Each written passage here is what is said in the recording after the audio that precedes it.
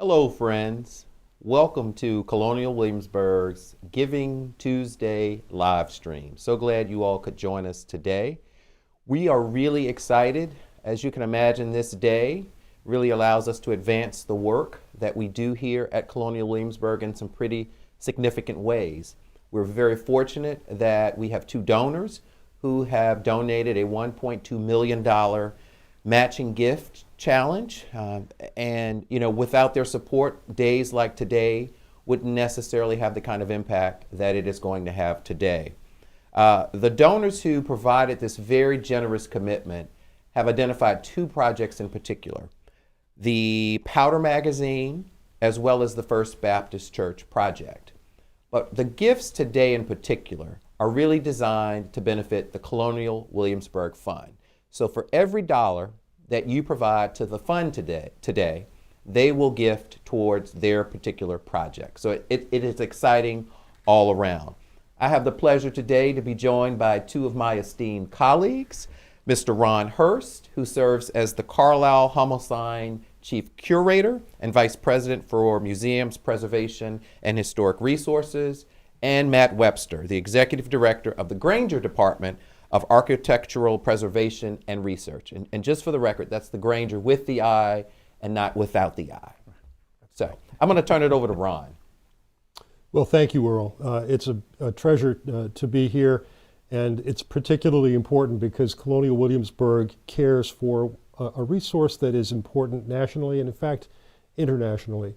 The historic area covers more than 300 acres, and Colonial Williamsburg is responsible for the care and preservation of some 604 buildings, many of them more than 200 years old. Think about the care of your own home and then multiply times 600.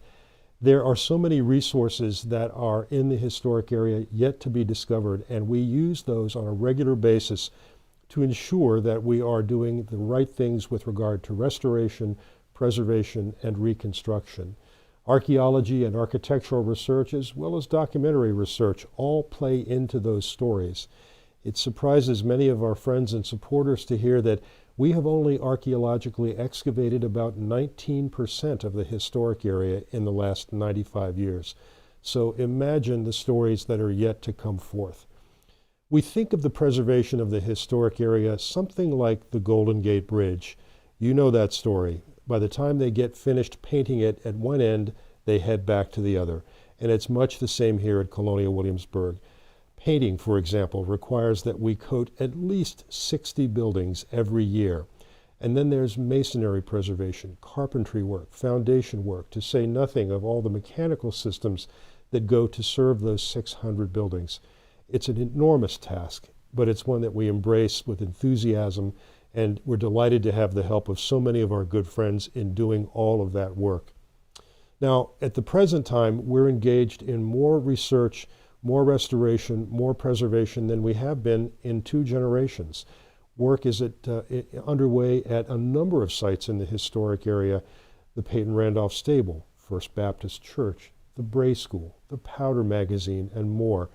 And these are exciting to us for a number of reasons, not simply because we have the opportunity to understand more clearly what was happening here in the 18th century, but because it gives us the chance to look at a broad story that tells the entire Williamsburg community's story. This was a city of about 1,800 people in 1775, and 52% of them were people of color, mostly enslaved. So projects like the Bray School and First Baptist Church are really giving us an opportunity to dive deeply into their stories and to understand how things happened for them in places where they had more control over their day-to-day existence. This work is done by an incredibly gifted team of architectural historians, preservation specialists, and often in conjunction with our colleagues in the maintenance departments here at Colonial Williamsburg. But the preservation work here is led by Matt Webster, my colleague of more than a decade now, and a person for whom I have enormous respect in the work that we do together. Matt? Right, so we have many exciting projects, as Ron and Earl said. And the magazine, for instance, is an incredibly important project here at Williamsburg. It sits in the center of town. many are familiar with the gunpowder incident of 1775, where Governor Dunmore takes away the powder from the magazine and infuriates the colonists, pushing Virginia to revolution. But what many people don't know is the magazine was built to protect the colony. It was built in 1715, and that was because a gift of arms had been given by Queen Anne, and they needed a place to store those arms to protect the colony. And almost as soon as that magazine was built, the arms went out to protect the colony of South Carolina, and also to fight Spanish pirates later on. And then in 1755, those arms went out for the French and Indian War to protect the frontier of Virginia. So a very important structure for the colony of Virginia and for the history of the nation, signifying kind of the precarious situation that the colony was in throughout history, and then eventually goes into disuse, becoming a stable and then later a church. So the research is always ongoing here at Colonial Williamsburg. We're constantly trying to learn more and more about the past, what our buildings look like, in an effort to properly present history to our visitors, as well as to present the buildings. And we have an opportunity here with the magazine to do that. We'll be removing plaster, seeing the 18th century walls for the first time in over 80 years. We have a lot of new technology that we can bring to bear, paint analysis, different material analysis, and an understanding that's grown over time about what the evidence presents. For instance, already the archaeologists have uncovered amazing information on the site, including a section of the 1755 wall that surrounded the magazine and clay tiles for the roof, making the roof fireproof so the magazine couldn't burn easily. So these are all elements that will play into this project, and that information will then be implemented into the restoration. We also have an exciting project at First Baptist Church as well. That project is currently in the archaeological realm, and the archaeologists are finding really interesting information there. They have uncovered sections of the original foundation that will then help us understand what that structure looked like, its form, its size, and a lot of other details that will help in that reconstruction. And then we also have, of course, the Bray School, the oldest surviving building dedicated to Black education in America. And it's a very exciting project that started off with what we call dendrochronology. We actually were able to date the lumber on the building based on growth patterns in the wood. And right now we're in the research phase of that building, and I can say that we have an incredible amount of original material in that structure. So we're very excited about all of these projects and the opportunities ahead to properly interpret history and accurately interpret all the stories that occurred here in Williamsburg. So we're very excited for this opportunity.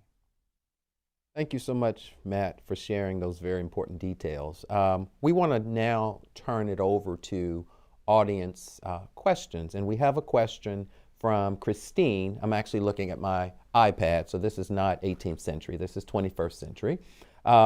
Colonial buildings have innovations uncommon today in particular ways to use natural light and staying cool without AC or refrigeration. Are there plans to provide necessary details to incorporate these ideas into modern homes? I think that that's part of the green movement. So understanding that technology as far as airflow and light. I think that I don't know that we'll ever get away from from modern amenities such as air conditioning. It is a little tough in Virginia in the middle of summer, but yeah, I think that that's being incorporated into a lot of design now. Okay, thanks. What evidence exists that details what the powder magazine looked like and how it functioned originally? Well, I mean, this is what's really exciting for me, is that we're just at the beginning of all of this. Like I said, we're going to see the walls, the 18th century walls, for the first time in over 80 years. So when they did their early restoration, they plastered the walls. And we've opened up what we call little windows, little holes in the plaster, and we know that that original brickwork is there. And so we're actually to the point where we're just getting ready to start removing that plaster, and that's when we'll start to see the evidence, nail patterns for shelving, marks on the walls from whatever work was being done there, and that's the evidence that's going to be uncovered. And again, it's the first time anyone will see any of this in over 80 years, so it's really exciting. But one of the first things that made us begin to question the situation as it stands today is that all the graphic evidence points to a building with completely different arrangement of windows and doors. From the age of photography starting in the 1840s up until the restoration by a different organization in the early 20th century, the windows were in different places and different sizes, and even watercolors as far back as 1807 showed that same pattern. And so we began to realize that there may be something amiss. And this casts no aspersions on the earlier restoration architects. After all, we're standing on their shoulders. We've had the advantage of 95 years of accumulated research and information. But it also demonstrates the fact that we should never stop asking questions. The notion of discovery, very powerful. We do have another question. How do you determine an original paint color for buildings, such as the Bray School? Sure. So we date based on technology. So, as production advances, as materials advance, they change, and so we can couple what we see from an architectural standpoint and also the materials and techniques being used. So, for instance, with paint, certain colors don't exist before a certain date. So those are key signatures. We can also tell by the way the pigments are ground. Are they very finely ground, which means that they're basically being created in an industrial setting? Or are they hand ground? Are they big chunks of pigment, which means that would be an earlier 18th century paint. And then also how they're treating the areas. We know basically, we have a lot of information on what colors were used, what colors were fashionable. And that's what we have to remember in all of this too, is that this information isn't just about how the building looked or what people like. It was telling you about the person that lived there or worked there or owned the building.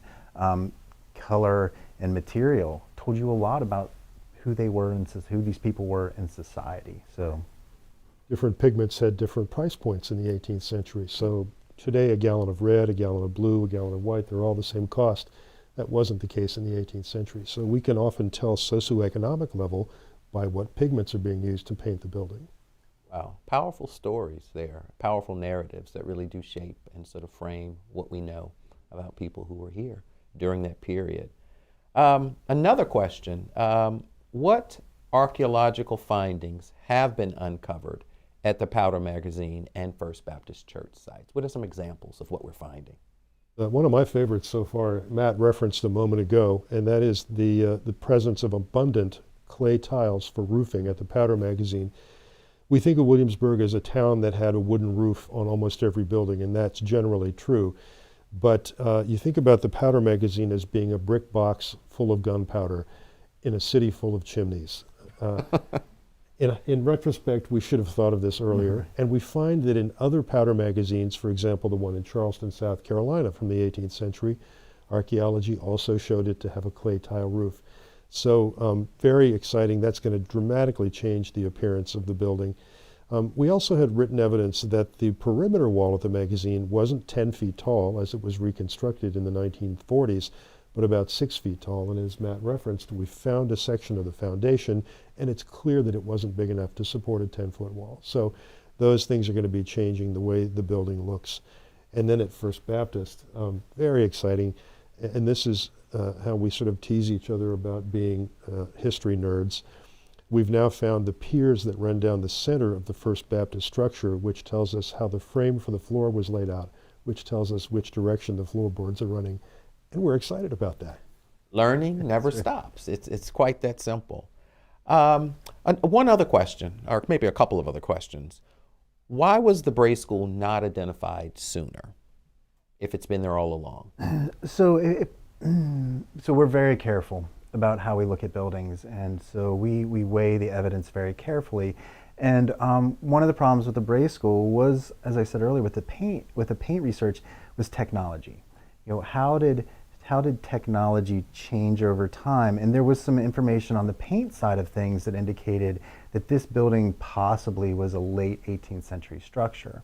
There was also a reference in a letter from one of the trustees, Robert Carter Nicholas, about the building, that he wrote that the building was untenantable. It couldn't be occupied. And that was interpreted as being in bad condition.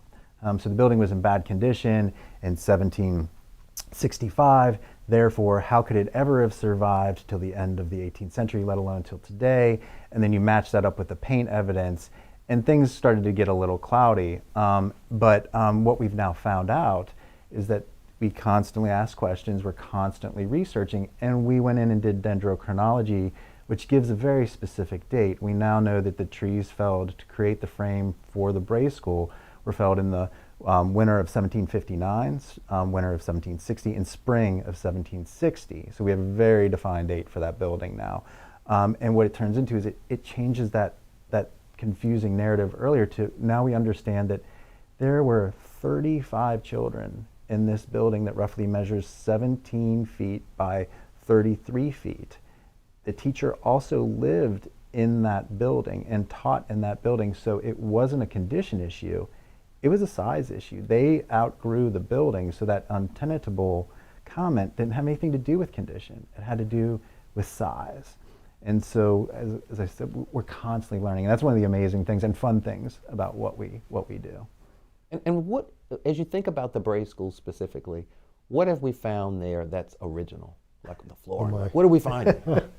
We laugh because we can hardly leave one of our colleagues, Steve Schauber, there alone without having him open up another section of plaster. And so to our great delight, under the early 20th century oak floors, we have found the original 1760 yellow pine floors. We have found a couple of original 1760 sash windows that appear to have a lot of their original glass. We've got an original door, an original chimney, and not surprisingly, when they remodeled the building, as we often find, they cut up the original interior trim and used it to frame out plaster walls. So we've got baseboards, we've got chair rails, and we've just been at this for about 2.5 weeks. So we've got another year to go. There'll be lots to discover. Wow, that is really, really exciting. And it really does speak to the work that we do here around preservation in particular.